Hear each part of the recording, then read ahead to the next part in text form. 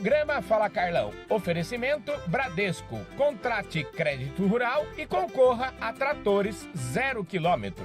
Olá, pessoal. Esse é mais um Fala Carlão. O Fala Carlão, você já sabe, é sempre na prateleira de cima do agronegócio brasileiro.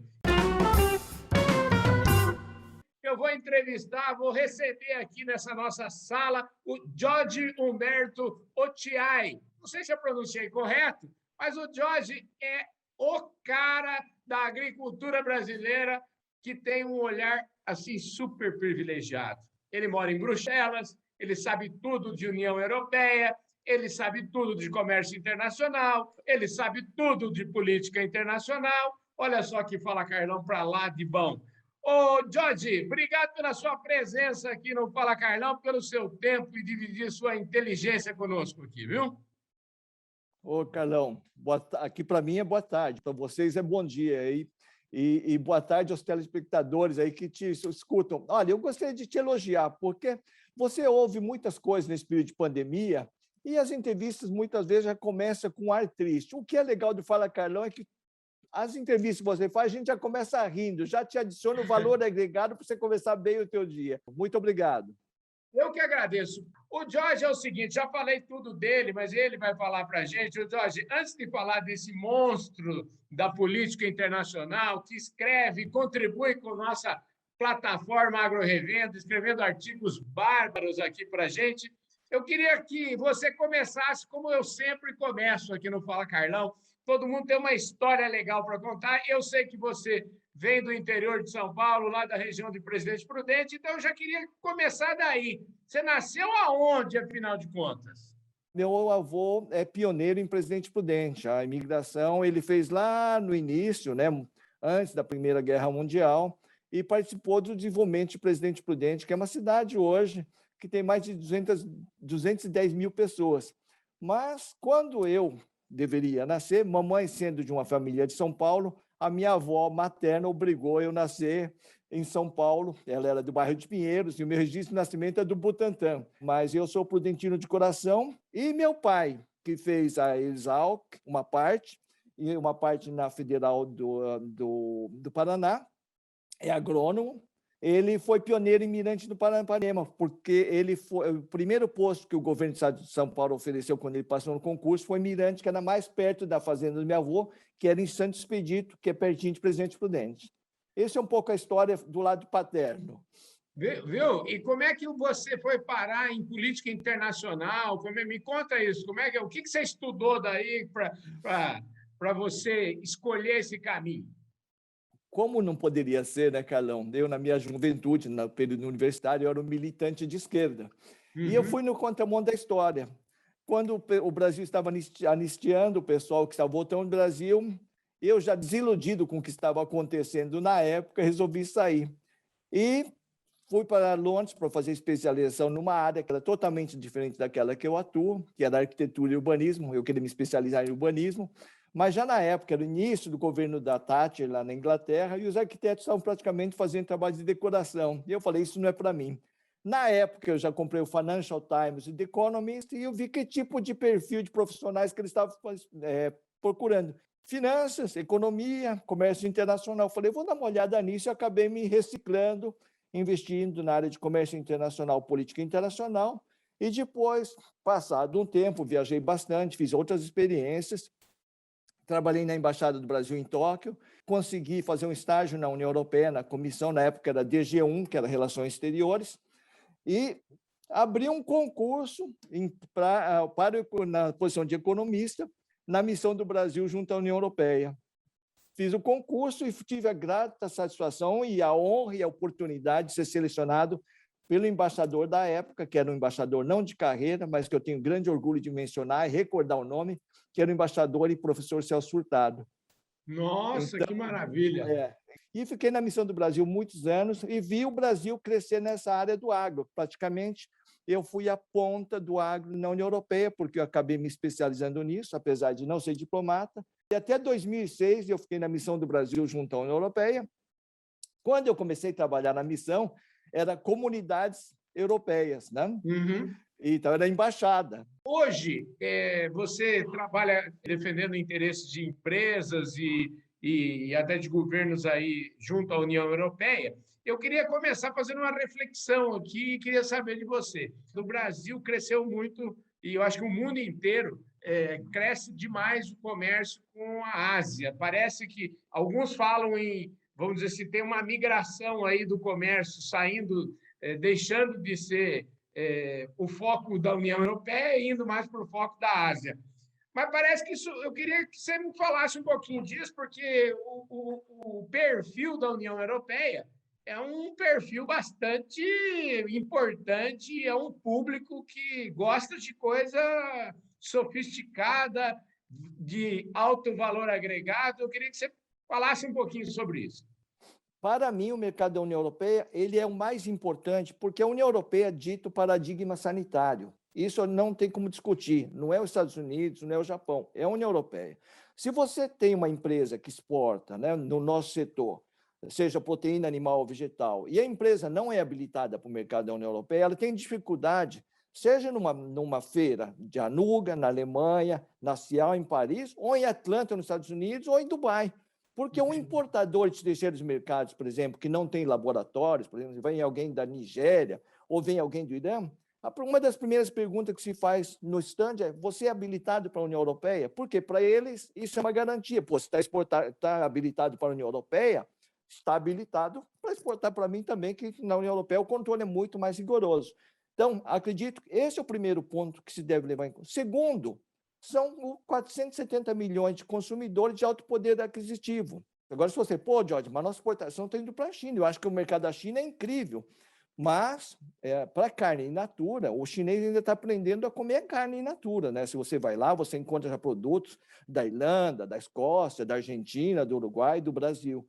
Mas o chinês mesmo, apesar de eles já terem 20 milhões de milionários, você vai a Xangai, é assustador. A quantidade de chineses que têm poder aquisitivo para ficar comendo carne no café da manhã, no almoço, na janta. É um grande mercado, mas é um mercado que você muitas vezes vê que, não em termos de política externa, porque eu acho que sempre tem que separar a estratégia da China, não é muito, a meu ver, o que os nossos especialistas dizem no Japão, no Brasil. A China faz política externa e deixa o comércio acontecer, entendeu?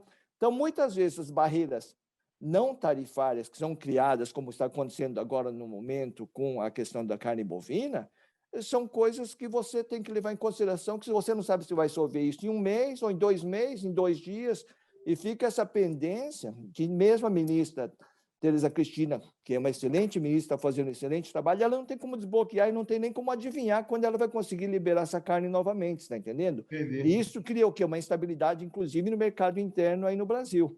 Por isso que eu digo que o mercado da União Europeia é mais importante, nesse sentido que é um mercado seguro. Se você estiver atendendo às exigências dele, você está sempre com o pé dentro no mercado que paga mais ou menos sempre o preço pelo teu produto. Eu tenho a sensação de que a gente aqui no Brasil, principalmente quando a gente fala em imagem do agronegócio e tal, eu sempre digo que a gente está sempre nas cordas, a gente está sempre, né? A gente está, em vez de estar no centro do ringue, a gente está sempre nas cordas. Eu queria saber o seguinte: como é que a gente faz, afinal de contas, para sair das cordas?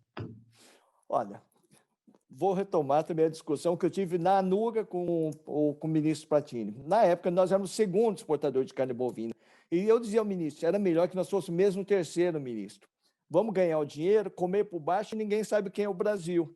E ele dizia, não, Jorge, nós vamos chegar a tantos bilhões. Eu falei, ministro, nós não temos condições sanitárias para chegar a esses bilhões, porque o lobby na Irlanda é muito forte.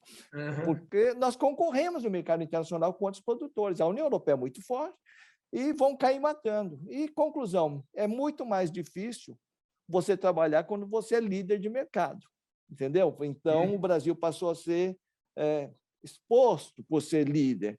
E, por ser líder, a gente está sempre na corda bamba. Agora, o que nós temos que fazer, eu acredito que é uma obrigação do nosso setor, do agro, é de atuar como profissionais maduros. Nós temos que assumir essa atitude necessária, dizer, nós vamos caminhar sozinhos, nós vamos trabalhar com o governo, é fundamental trabalhar com o governo, não podemos culpabilizar o governo, porque A carne fraca nos ensinou uma coisa que nós temos que aprender de uma vez por todas.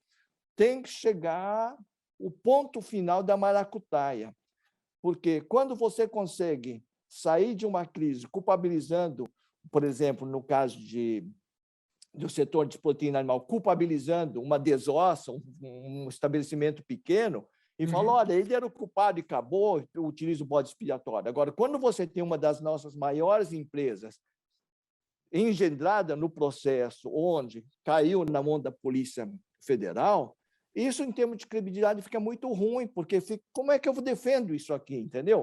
Fica muito difícil, né? Não era aquela parte da nossa produção que a gente condena, que não atende nem às exigências brasileiras.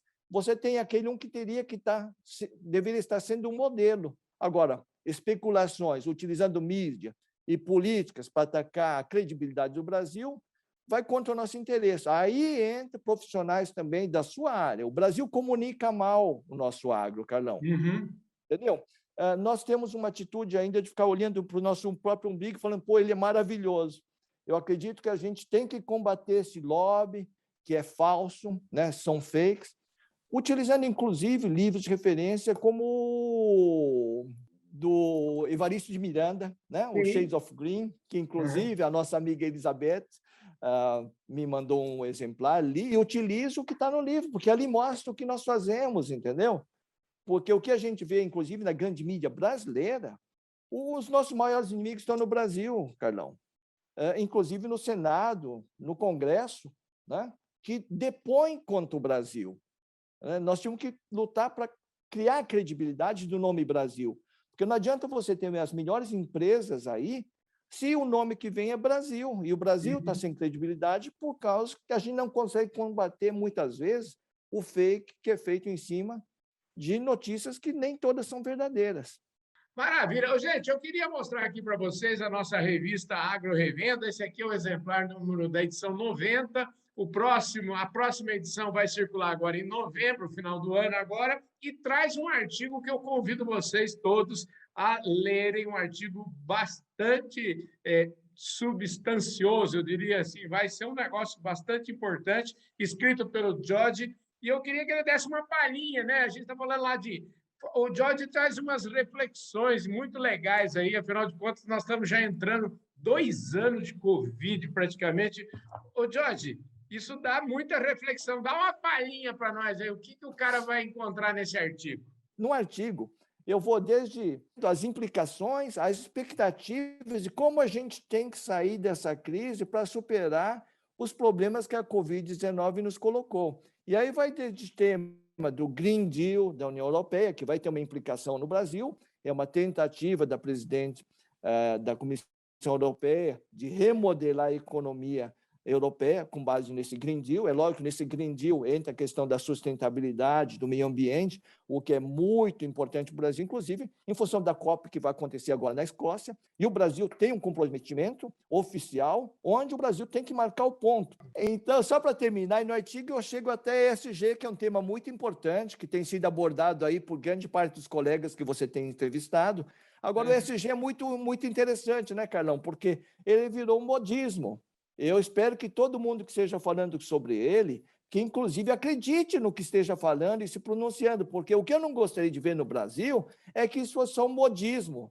Agora, o futuro nos dirá quem surfou realmente e quem ficou só lá na ondinha ali vendo de fora, entendeu? Porque a ESG é muito importante para a governança da nossa empresa, e ali é que nós vamos dar credibilidade à nossa empresa. Essa é só uma pílulazinha. O resto eu deixo aí aos nossos leitores de sempre.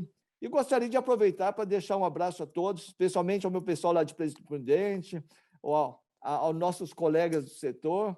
E é uma satisfação estar aqui contigo. Acredito termos um pouco alongado, mas estou à sua disposição, Carlão, para discutir cada tema desses que eu ventilei. Maravilha! E para você que está na nossa audiência nacional e internacional do Canal do Boi, muitíssimo obrigado, um forte abraço. Eu vejo todos vocês no nosso próximo programa. Valeu, gente! Tchau, Carlão. Forte abraço.